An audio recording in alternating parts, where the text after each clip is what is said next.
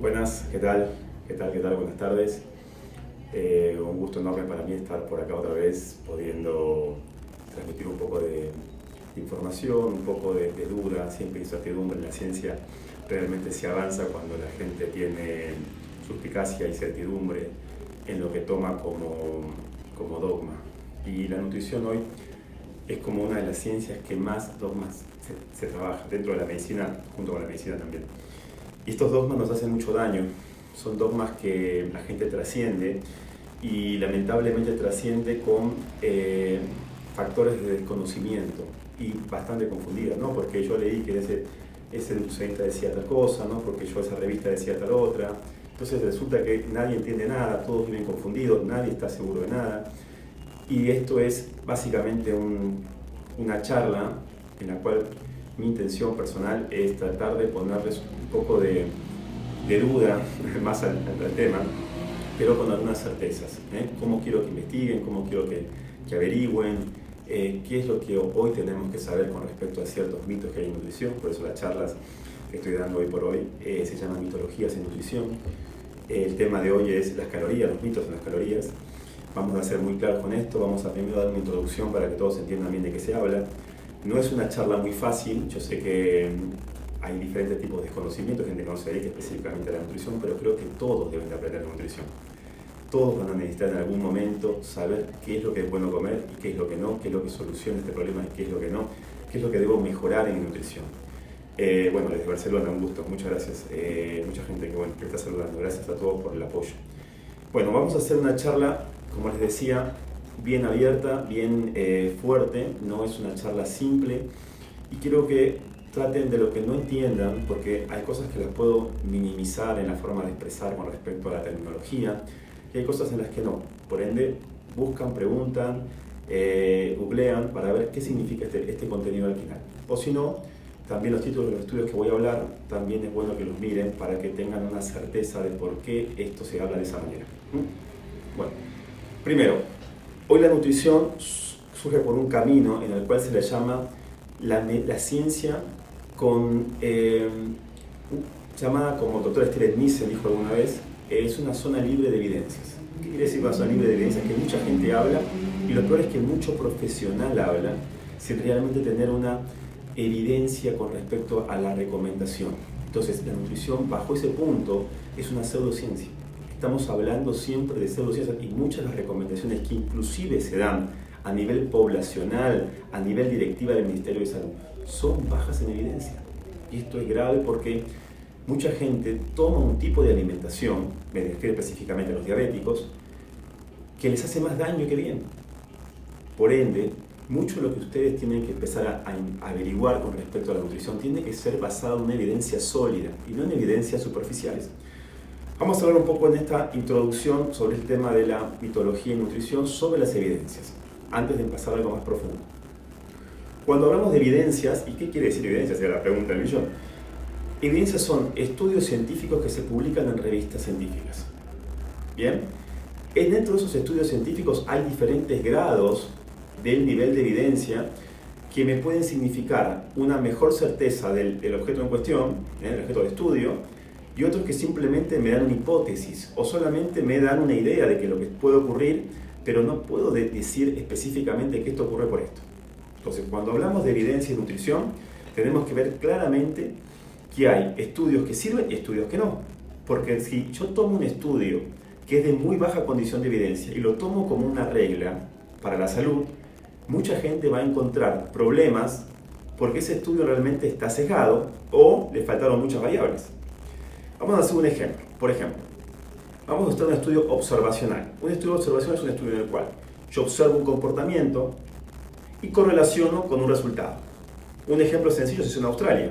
Dijeron, cuando hay un gran consumo de refrescos, sorbete en portugués o gaseosas de acá, en Argentina, estamos hablando de que la gente consume mucha gaseosa y aumentan los ataques de tiburón.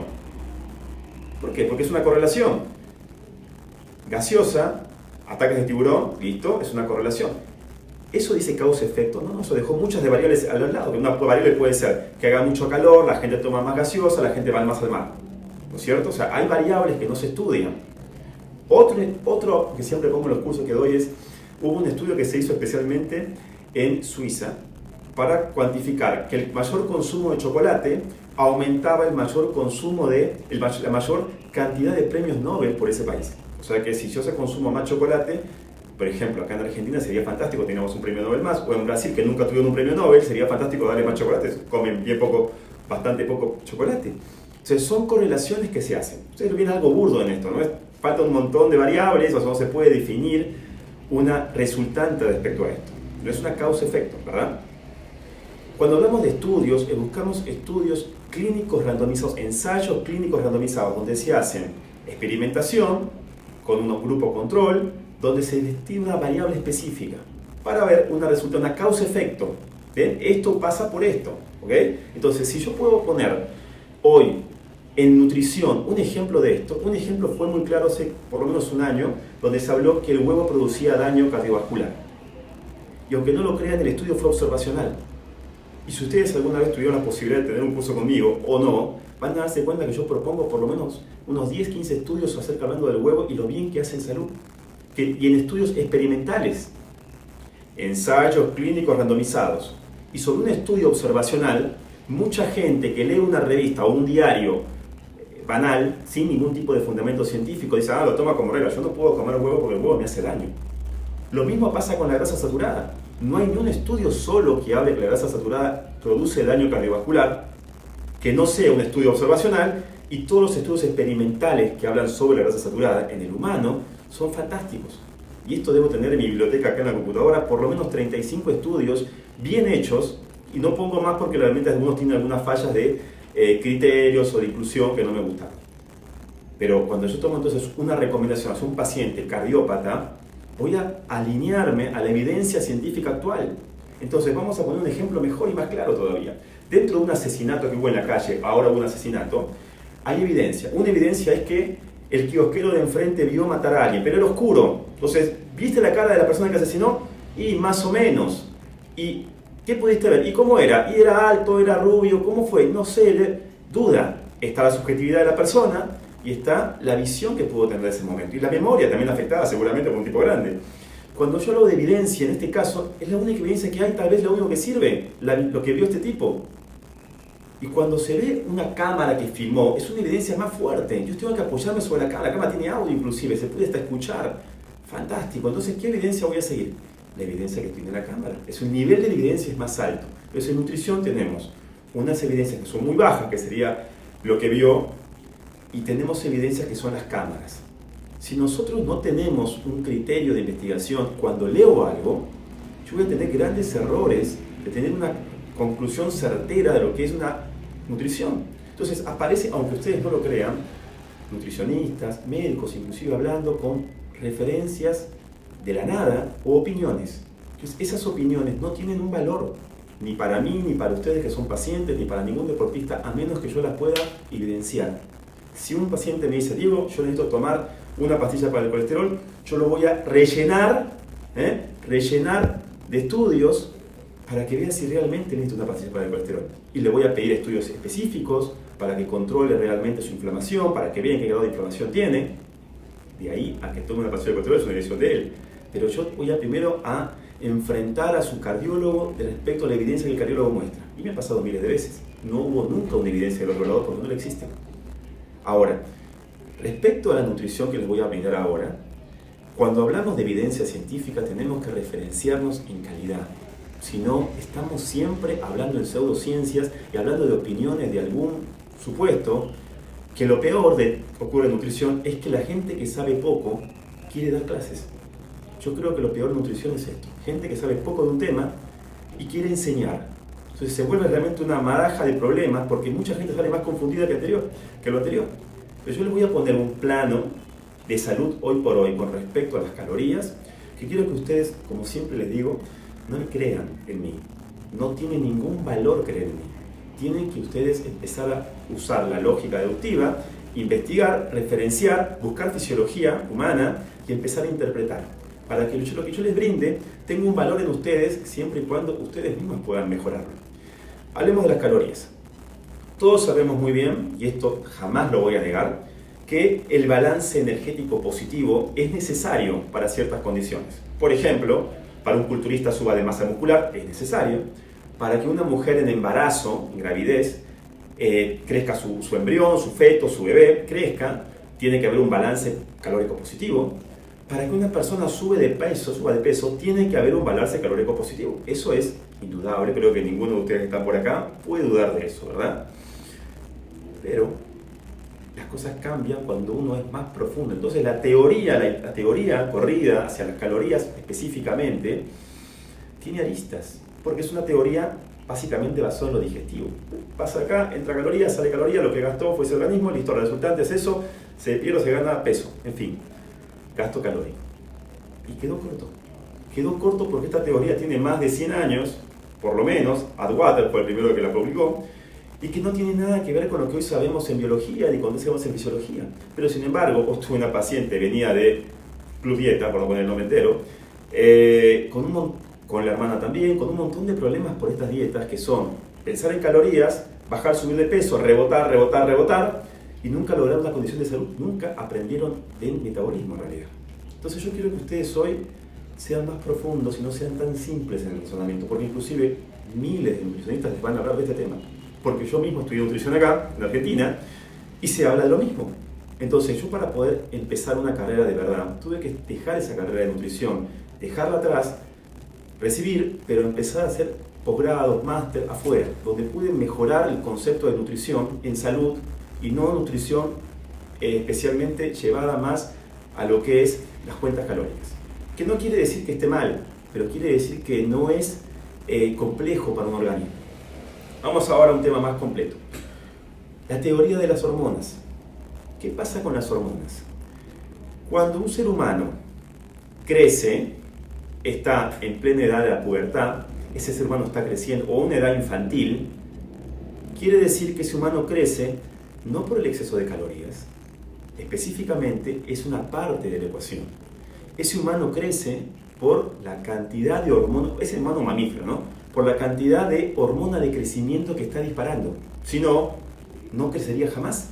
Ustedes conocen el enanismo. ¿Saben lo que es? Bueno, gente que no creció. Messi sufría de enanismo. No crecía. ¿Qué le dio? Hormona de crecimiento.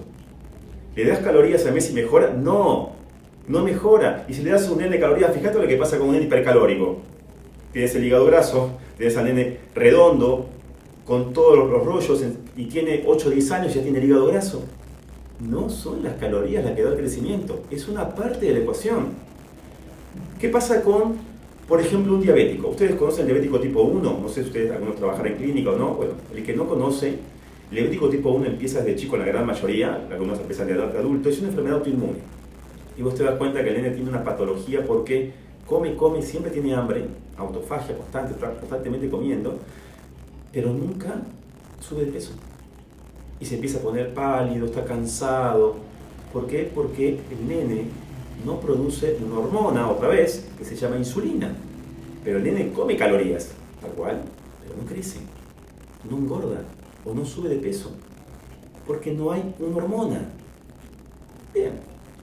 Entonces, hagamos una pequeña explicación de esto. ¿Será posible que los mamíferos seamos dependientes de hormonas? Está, la condición calórica siempre está, pero somos dependientes de hormonas como una especie. ¿Bien? No somos específicamente, y este es un gran problema en nutrición, uno de los grandes problemas de nutrición que yo considero es el foco excesivo en las calorías y el miedo a las grasas.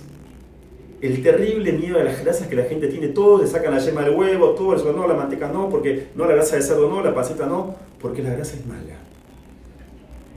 Bueno, sigamos hablando. ¿Conocen la tiroides? El hipotiroidismo. Gente que le querés mejorar la composición grasa, hace 10 millones de dietas, movimientos desmedidos, caminata, cinta, run, lo que quiera, y nunca bajan un solo gramo. ¿Por qué? Porque la tiroides, hormona, no anda, no funciona. ¿Y se compensa cómo? Mejorando la tiroides, la función tiroidea, la levotiroxina en algunos casos, en fin, el eje tiroideo se mejora por los receptores. ¿Hay otros ejemplos? Sí, claro, ejemplos más burdos. El culturista. ¿Alguno puede decir que el culturista tiene un momento de crecimiento importante cuando consume calorías? Claro que sí. pero no es específicamente la causa, es parte de la ecuación. ¿Qué quiere decir la causa del culturista? Todo esto va a estar con evidencia, no se preocupen, no va a ser tan sencillo mi explicación. Ustedes conocen que el culturista, naturalmente, su vida de competencia la tiene que llevar a los esteroides, ¿verdad?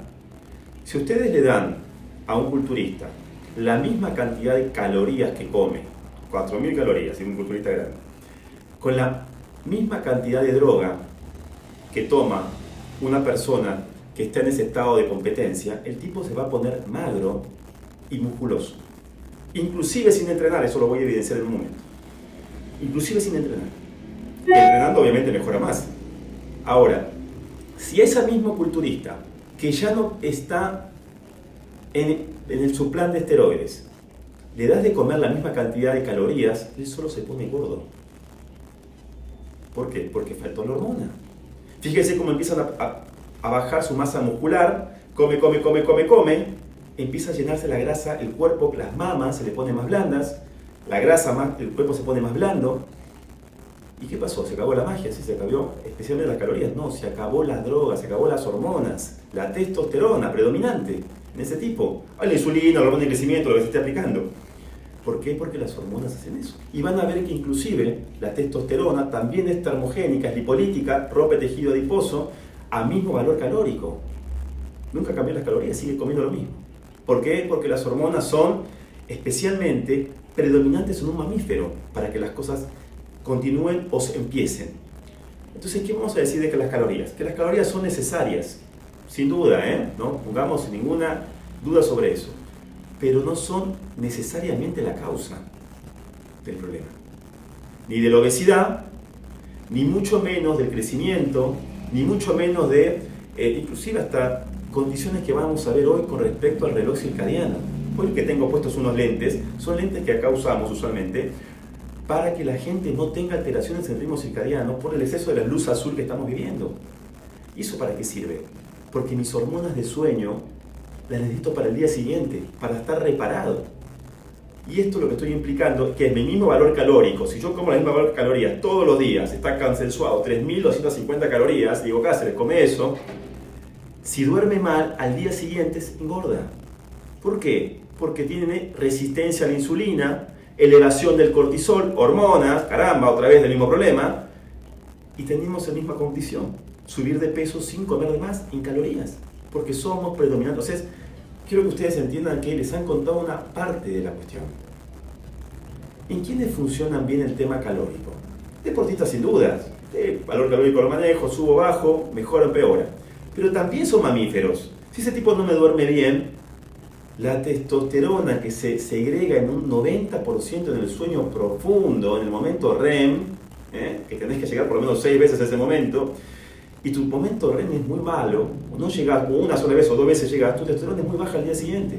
Tu melatonina, que es la que tiene que desintoxicar tu mitocondria y producir serotonina al día siguiente, es muy mala, te estás cansado al día siguiente, estás en ansiedad, no tienes ganas de entrenar, el sistema nervioso está apagado, y vos comés la misma cantidad de calorías, pero tu cuerpo no funciona. Por ende, a mí, usar lentes a esta hora me protege de una mala liberación hormonal en el sueño, porque tengo mucha luz en este momento. Y todos los días a partir de las 7 de la tarde, todos tenemos mucha luz.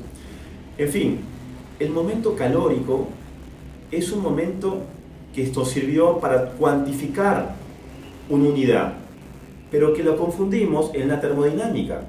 Creemos que somos un sistema cerrado, y no somos un sistema cerrado, somos un sistema abierto, que inclusive intervienen mitocondrias. ¿Cuánta gente que, creo que ustedes lo vean en su familia, cuánta gente ustedes ven en su familia que quiere, se cuida, esta persona se cuida?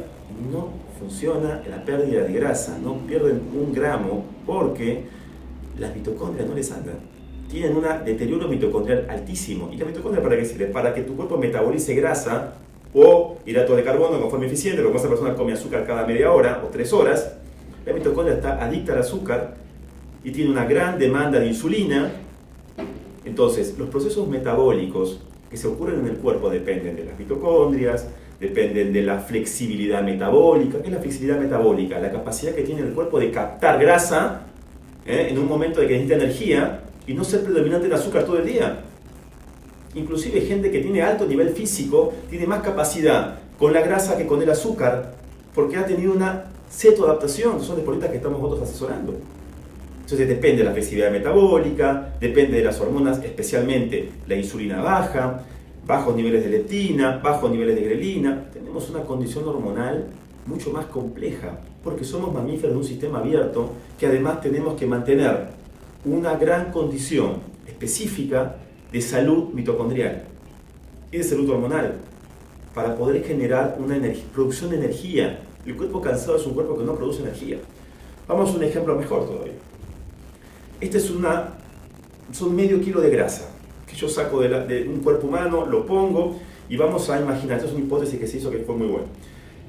Vamos a imaginar que quiero que este medio kilo de grasa crezca. Yo le voy a empezar a meter calorías, porque las calorías hacen subir de peso a la gente. Bueno, vamos a meterle calorías y no se impacta, no pasa nada. No, pero yo estoy comiendo más calorías, sí. Yo a vos te di de comer, ¿te acordás? Grasa, a la mañana te di huevos, te di aceituna, te di palta, te di por lo menos 500 calorías más de lo que vos comías, que era tu tostada con leche descremada y mermelada del doctor. Y te estoy dando 500 calorías más. Sin embargo, tu grasa no aumentó. ¿Y cuántos ejemplos van a ver acá que me van a decir, sí, yo perdí grasa con tu desayuno? Yo estoy perdiendo grasa comiendo grasa. Es lo que yo le digo a cada paciente que pierde grasa por acá con una dieta en la cual subió por lo menos 500 calorías más. Porque mi primera intención como profesional es cuidarle la masa muscular. Y ahora vamos a hablar del músculo. Esta grasa, para poder seguir subiendo, no se impacta con calorías. ¿Qué necesita? De una señalización, ¿verdad? Hormonal. Acá me meto un poco en fisiología, para el que no lo entienda voy a ir despacio. La señalización hormonal implica de que acá tiene que venir una hormona o dos, cortisol especialmente, o insulina, más que especial, para abrir una puerta que se llama lipoproteína lipasa, para que los ácidos grasos ingresen y esto se genere con un adipocito más grande. O sea que es condición necesaria que esté la hormona, sin duda. A cantidades de insulina alta, señalizando por acá, ingresa grasa. A cantidad de insulina baja, no ingresa grasa.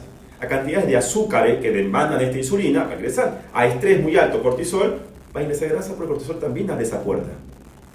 ¿Qué necesito para que esto se pierda, se achique? Tengo que estimular la lipasa hormonosensible. ¿Qué estimula la lipasa hormonosensible? Las catecolaminas y la hormona de crecimiento. Hormonas. Nunca fue la caloría el problema acá. Obviamente, si yo bajo calorías en un ser humano, voy a sacrificar en parte una opción que tiene que ver con la masa muscular. Y esto es algo que es grave. Porque cada persona que baja músculo está con más deficiencia de salud y más cercano a la muerte. No sé si sabían eso. Porque se está perdiendo un órgano. El músculo es un órgano y como órgano tiene funciones. La primera y más importante para mí es mantener baja los niveles de glucosa de la sangre. Después tiene funciones de movimiento y todo lo demás. Pero la glucosa tiene que ser baja porque ese músculo tiene que comer glucosa predominantemente. Y a mucha gente no le anda el músculo.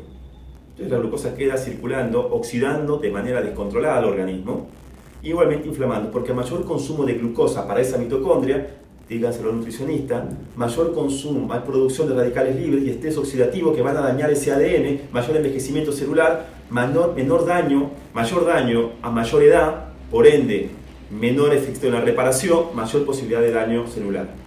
Cáncer o envejecimiento, como lo quieramos. En fin, esta grasa creció porque hubieron hormonas. Por eso mucha gente, que los van a ver, ustedes ahora en los estudios que les voy a comentar, bueno, se los puedo mostrar, van a darse cuenta que a mayor cantidad calórica en grasa, inclusive a mayor pérdida de grasa. Lo que hay que mantener, y quiero que esto lo entiendan bien, es el balance nitrogenado. Es la cantidad de proteína que yo vuelvo a meter a mi sistema y que se está perdiendo por justamente la ruptura muscular, el ejercicio, el estrés, en fin, el metabolismo en sí. Si yo tengo un balance nitrogenado bajo, a mayor calorías o lo que sea, voy a perder músculo igual, porque el balance nitrogenado me mantiene el músculo alto. Por eso van a tener gente que hoy va a hacer, por ejemplo, dietas muy estrictas y no me bajan un solo gramo de músculo. Ahora voy a hablar un poco de esas dietas. ¿Vamos bien hasta acá? Bueno, en fin. La parte de lo que implica el nivel hormonal en una especie como nosotros, los mamíferos, es vital y que no específicamente tiene que responder al nivel calórico. El nivel calórico está En algunas cosas es importante que esté. El culturista va a crecer más, y en algunos casos sí, obviamente, pero la señalización que se llama síntesis proteica aumentada sobre la mTOR lo va a producir por la insulina y los aminoácidos específicamente. Pero las calorías son parte de un crecimiento, pero no son la causa del crecimiento. Es la hormona. ¿Bien? Ok. Vamos a un estudio, algo que se llama Early Time Restricted Feeding. Ustedes han escuchado hablar de esto, ¿no? Muchos de mis pacientes hacen alimentaciones que están restringidas en tiempo de comida. Por ejemplo, los pongo en 16-8, 16 horas de no comer, 8 horas de ingestas. O los pongo en 18-6, 18 horas de no comer, 6 horas de ingesta. ¿Eso para qué sirve?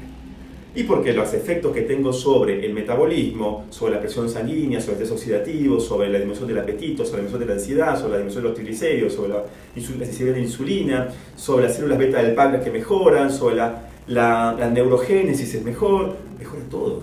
Bueno, es un medicamento, sin duda que si lo pudieran empastillar esto, la industria de los medicamentos colapsa, porque curamos hasta lo que no se cree que se puede curar.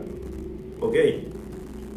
Pero, por casualidad, a mis pacientes todos les mantengo el valor calórico que me significa mantener la masa muscular alta. Por ende, si yo tengo una cantidad de calorías que tengo que responder a cada que esa persona no pierda ni un solo gramo de músculo, pero como profe lo primero que aplico es el músculo se mantiene sí o sí o se mejora, las calorías tienen que estar, pero en valor proteico y graso. En la gran mayoría mantiene un valor proteico porque mi alimentación siempre es low carb. Siempre es bajo en hidrato de carbono y lo necesario no es sin hidrato de carbono, lo necesario para momentos post-esfuerzo en algunos casos. Entonces, si yo mantengo, específicamente en este concepto, si yo mantengo el mismo valor calórico en un día, pero solamente hice un Early Time Restricted Feeding, una reducción del tiempo de alimentación, ¿qué cambio van a ver? Bueno, baja la grasa corporal y todo lo que les nombré recién, pero las calorías fueron las mismas en un día. ¿Me entienden? Porque ¿qué aumentó en ese tiempo de no comer?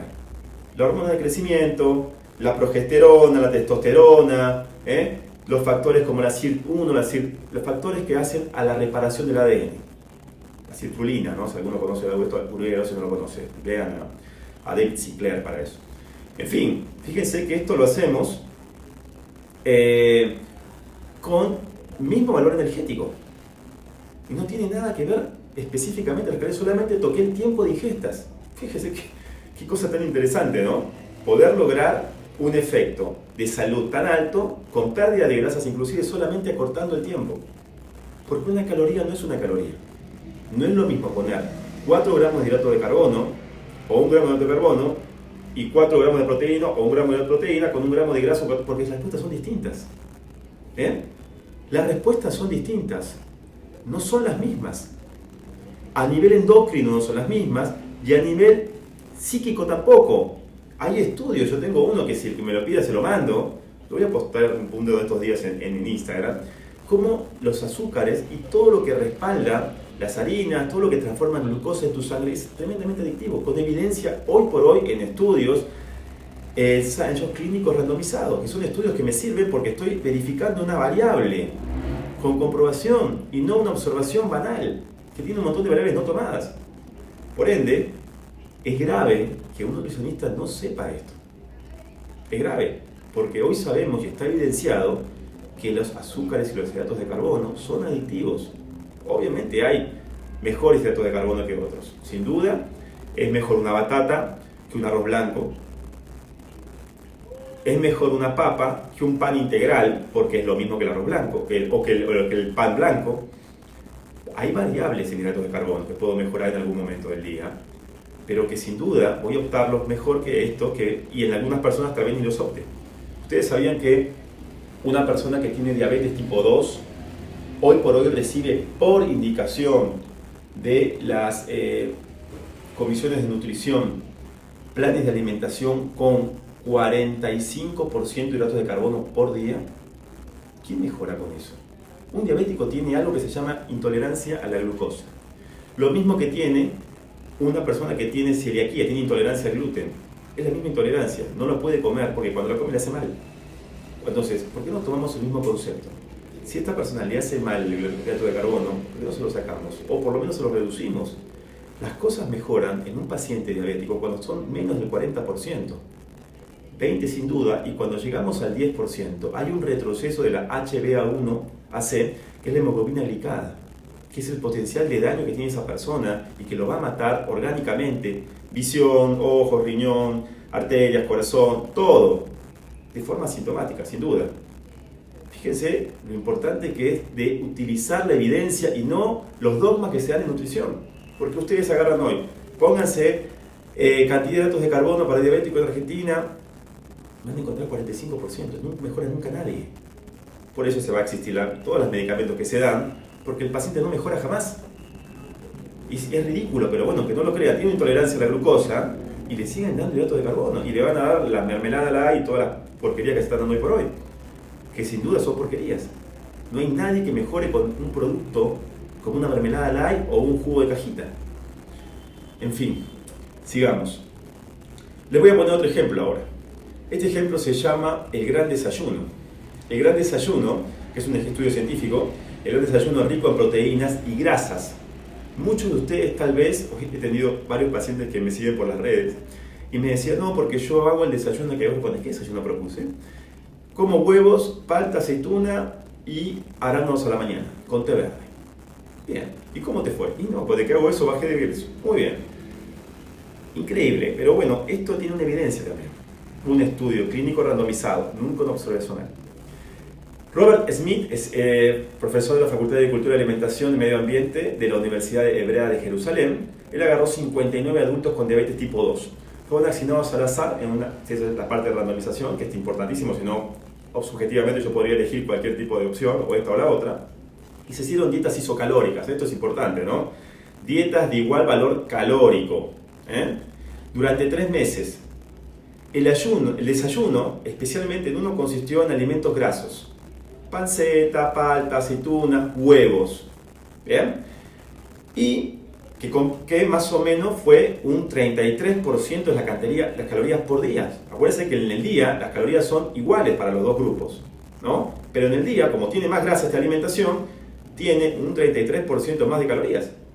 El grupo 2 tiene una alimentación que es rica en hidratos de carbono, la común, tostada y mermelada, con carbohidratos, con un 12,5% de energía del total diario. O sea que yo estoy comiendo 33% en el desayuno de energía del total diario y 12,5%, o sea, menos de la mitad, ¿no?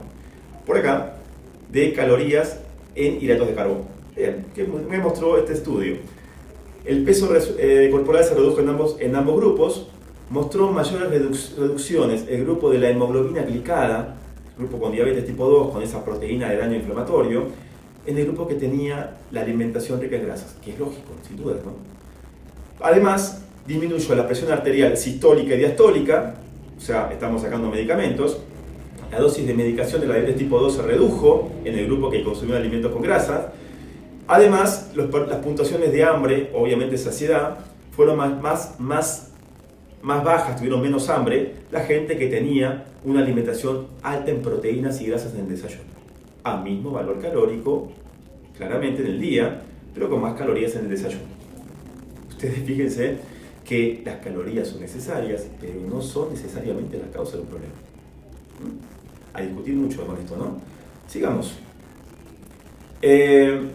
Hay un estudio que es muy interesante, que lo propuso el doctor Jeff Volek. Jeff Volek es médico de Cleveland, Ohio, es el director. Él es quiero que lo sigan si pueden, si están interesados en evidencia científica. Jeff Volek, J-E-F-F-B-O-L-K. Ellos vieron que, obviamente sabíamos que las personas con una dieta low carb, ya hay estudiado demasiado, yo ya tengo 60 estudios a nivel metabólico de cómo la alimentación low carb mejora a un humano, cuando no encuentro ninguna, específicamente con la alimentación convencional que mejore los parámetros que mejora la alimentación low carb. Y este estudio fue ver que la restricción de carbohidratos en la dieta mejora algo que se llama los factores de síndrome metabólico. Ustedes saben qué es el síndrome metabólico, el que no lo sabe le explico un poco. El síndrome metabólico son 5 factores que ocurren y que con solamente tener 3 de ellos ya sos diagnosticado como un síndrome metabólico. Uno es el perímetro de cintura, otro es los niveles de glucemia alta en ayunas, otro es los triglicéridos altos, otro es HDL sobre colesterol, es una medida muy tomada, colesterol sobre HDL, perdón, y la otra es triglicéridos, presión arterial. Bien, o sea, yo puedo tener solamente 3 de estos marcadores y ya ser básicamente diagnosticado. ¿Cuánta gente de acá? El 60% de la población argentina está así, en un síndrome metabólico. Bien, síndrome metabólico entonces es una manifestación de la resistencia a la insulina que sin duda es por el exceso de carbohidratos. Y esto es causado por el exceso de carbohidratos, que no hay ninguna duda, porque la proteína no genera esto. La proteína genera insulina, sí, pero no lo hace con glucosa alta. Ok, y eleva glucosa a nivel de glucógeno muscular y hepático, no a nivel de la enfermedad que produce el consumo de hidratos de carbono. Cosas de fisiología que son básicas, pero que a veces no creo que los tengo que repetir porque la gente no lo sabe. Gente que inclusive tendría que saberlo. En fin, fueron 16 personas medidas en este grupo de Jeff Volek. Lo que sabíamos es que las que la gente acusa es que como son dietas que tienen bajo hidrato de carbono, se cree que la disminución de calorías, la mejoría es por esa disminución de calorías. Pero lo que hizo Jeff Volek fue algo fantástico. Él demostró que vamos a poner 3 grupos. Vamos a hacer 3 tipos de alimentación. Vamos a agarrar a 16 personas y las 16 personas van a pasar por los 3 planes de alimentación. El estudio va a durar 16 semanas, 4 semanas en cada estadio, con 2 semanas de limpieza. ¿Bien? Dentro de esas 2 semanas de limpieza, va a haber en el primer estadio una alimentación que se llama low carb, que es la que nosotros promovemos. En el segundo estadio, una alimentación que se llama medio carb, o sea, una alimentación con hidratos de carbono de mediana cantidad. Y el tercer estadio, una alimentación con alto hidrato de carbono. Pero lo fantástico de todo esto es que se hicieron pruebas para mantenerlos a todos en el mismo valor calórico que permite mantenerse en el peso. La gran mayoría de las 16 personas fueron 3.000 calorías y solamente uno llegó a 3.750 calorías por el tamaño que tenía, era tremendo obeso. ¿Qué ocurrió en esta mejoría? Lo curioso de esto es que dentro de la alimentación que se logró, todos tenían en el grupo que era low carb un alto consumo de grasas saturadas. Ese alto consumo de grasas saturadas, producto de alimentos como huevo, específicamente también manteca, grasa de cerdo, lograron mejorías en los índices del síndrome metabólico. Se mejoró el HDL, se mejoró los triglicéridos, se mejoró la insulina y la glucemia en ayunas, tuvieron una disminución de peso corporal, prácticamente todos, pero de los 16 participantes, más de la mitad con dieta low carb mejoró casi todos los parámetros del síndrome metabólico y la puso en remisión. Y en la dieta high carb, que fue la dieta alta en carbohidratos, solamente uno mejoró. Y esto fue a igual valor calórico. ¿Se entiende lo que les digo? O sea, las calorías son necesarias, pero no son condiciones necesarias para que las cosas cambien y mejoren. Ustedes tienen ahora opciones de investigación. Yo quiero abrírselas, usualmente esto lo hacemos en cursos, pero para que tengamos una comunidad mucho más abierta al conocimiento. A mí me interesa mucho más eso. Dentro de lo que se aplica sobre la nutrición deportiva, se pone como pirámide las calorías. Vas a encontrar en cualquier curso de nutrición deportiva calorías, macronutrientes, micronutrientes, comida, frecuencia, suplementos. ¿Ok? Estos lo van a encontrar en cualquier persona que específicamente les pueda dar un curso de nutrición deportiva. Bien, yo les voy a contar un poco ahora un estudio publicado por, a ver si me puedo por acá está. Bien. Shalander Bashi, esto fue hecho, es un estudio grande, viejo, fue el 1996, pero fue el más importante estudio que hasta ahora se hace sobre este tema porque fue fantástico. Fue fantástico y fue realmente interesante para mucha gente que obviamente necesita saber esto.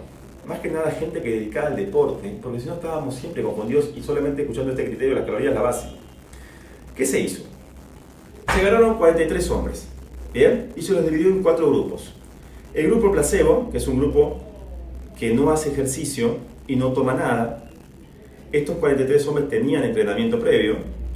Y después se puso un grupo en el cual se le dio testosterona, de enantato de testosterona, si mal no recuerdo, 600 miligramos, o sea, dosis suprafisiológica 6 veces de lo que un humano podría tener. 600 miligramos es una cantidad enorme. Bien, pero no hacían ejercicio. Grupo 2. Grupo 3 se le dio placebo con ejercicio. Bien, y grupo 4 fue testosterona con ejercicio. ¿Ok? O sea, tenemos 4 grupos. Uno que es el grupo control, que es el placebo. Otro que es el grupo que tiene sin ejercicio. Otro que es el grupo con testosterona sin ejercicio. Y el grupo que tiene testosterona con ejercicio. Bien. ¿Qué ocurrió? Detalle. Las calorías fueron para todos las mismas. 36 kilocalorías por kilogramo de peso. 1,5 gramos de proteína por kilo. Y se dio un 100% de oligoelementos y vitaminas. Todo para que sea todo igual. No hubo ningún tipo de diferenciación en el valor calórico, en las vitaminas, ni en ningún tipo de proteína. Bien, el estudio duró 10 semanas, un estudio bastante largo para lo que es investigación, porque se busca realmente bastante costoso. Bien, la gente que fue natural, que entrenó naturalmente, sin ningún tipo de droga, logró ganar 1,9 kilogramos de músculo. Con esta alimentación, estas calorías y estas proteínas. La gente que tomó esteroides y entrenó, logró ganar 6,1 kilogramos de músculo. O sea, 6 veces más, a mismo valor calórico. Pero lo más interesante de esto es que la gente que no entrenó y tomó 600 miligramos de enantato de testosterona, mejoró 3,1 kilogramos de músculo, o sea que mejoraron más de lo que comían bien y entrenaban, y sin entrenar mejoraron igual. ¿Por qué, señores? Porque de vuelta somos mamíferos predominantes en hormonas, y si la hormona está con calorías o no calorías, esto mejora igual. Entonces cuando un profesor, estos hay muchos, te habla del sistema tal y sabes que está drogado y que sus alumnos son por droga, duda. Porque acá lo que él te va a brindar también va a ser una base calórica. Y la base calórica es decirle, perdón, levante la mano, acá te falta la base de la droga, de la testosterona, para entender que todo esto mejoró por eso. Parece fuerte lo que les digo, pero esto si no, tiene un gran nivel de ignorancia en mucha gente que quiere mejorar entrenamiento y no entiende que los otros lo hacen sin necesidad de entrenar, mejoran. Y mejoran 3 veces más de lo que uno entrena y mejora comiendo. Es una locura, pero luego las hormonas son así. Somos mamíferos, señores. No somos predominantes en calorías. Es una parte de la ecuación la que te contaron. No es toda la ecuación. ¿Bien? Ok. Sé que ha sido una charla un poco fuerte. Perdonen un poco mi exaltación a veces. Quisiera que todos puedan tener una visión más amplia. Sé que no puedo explayarme mucho más, tampoco puedo meterlo muy profundamente porque hay mucha gente que no va a entender todo. Me gustaría que ustedes tengan una mejor condición por lo menos de investigación, buscando el tipo de estudios, buscando el tipo de nutrición que les hace bien. Yo no digo que es la mejor alimentación local, pero estoy demostrando todos los días en mi trabajo y en la gente que atiendo y en los estudios que leo, que sin duda eso es muy buena. Es muy buena para muchos tratamientos. Hoy por hoy estoy trabajando inclusive en ELA, enfermedad lateral amiotrófica, esclerosis lateral amiotrófica, que es muy complicada, muy especial, y hay evidencia sobre la cetosis y las mejorías que ocurren. Estoy tratando de que esta persona joven trate de sostener su expectativa de salud todo el tiempo que su vida le demande, sin afecciones, sin que esa enfermedad avance. Y lo hacemos porque tenemos información sobre la cetosis, el ayuno, el low carb, el early time de restricted feeding, todo lo que la gente puede aprender a mejorar sin medicamentos. Es una marca, no tiene marca registrada esto del ayuno o el low carb, pero vas a mejorar siempre. El tema es que ustedes que busquen lo que necesitan y que tengan buena información. Si yo quiero mejorar el entrenamiento, voy a levantar especialmente mi valor proteico para tener un balance nitrogenado bueno, alto, mejorar mis hormonas y que mis calorías sean lo suficientemente necesarias para lo que yo quiero buscar como crecimiento. pero esas calorías no van a ser respondidas en alta cantidad de hidrato de carbono. Busco el hidrato de carbono post entrenamiento sin duda para la gente que entrena, pero en el día básicamente muy reducido. También lo hablamos en enfermedades como el cáncer, la importancia que tiene la disminución de la proliferación por la insulina, lo hablamos en pacientes que tienen alteraciones psiquiátricas, lo hacemos en pacientes que tienen alteraciones especialmente del metabolismo, que a veces son todo lo que vienen. En fin, tenemos muchas opciones para seguir mejorando y no minimizar todo mitológicamente a las calorías, que sin duda ha favorecido a mucha gente con sus opiniones y sus criterios, pero que ya no se pueden sostener en esta época con el conocimiento al que todos pueden acceder sin tanto costo. Bien, les mando un abrazo. Antes que nada les deseo una feliz Navidad, que la pasen en familia, un feliz año nuevo, que su año próximo sea realmente espléndido de salud. No saben, y espero que entiendan que la salud perdida solamente se valora cuando se la va perdiendo. Valore su salud ahora, de eso depende cada día. No viva esperando al máximo el día, sacrificando el cuerpo al máximo, dándole drogas o dándole ejercicios exhaustivos, que el cuerpo no dé más, porque tiene que seguir con ese cuerpo el resto de su vida. La gente vive creyendo que el cuerpo va a durarles toda la vida, todo un momento nada más. No, vívanlo, manejen al cuerpo para que pueda ser eterno. Eterno en el sentido de, hoy trabajamos en investigación con respecto a que el humano puede llegar a los 117 años sin enfermedad. Esto parece fantástico, hay que proponerlo nada más, hay que buscar las opciones, los estímulos, la vía del rejuvenecimiento, por lo menos mantener frenada la vía de la oxidación, de la inflamación. Todo lo que necesitamos mejorar en salud es básicamente porque el anciano no es un anciano enfermo, el abuelo no es enfermo, el abuelo es un abuelo sano. Y de eso esa es una salud respetuosa. Un anciano enfermo, ahí es una enfermedad de la vejez. Eso es lo que quiero que ustedes propongan, que se propongan en salud todos los días. Y el año que viene que sea un excelente año de salud para todos. Bueno, les mando un abrazo grande, espero que les haya servido. Nos mantendremos en contacto, seguimos con esta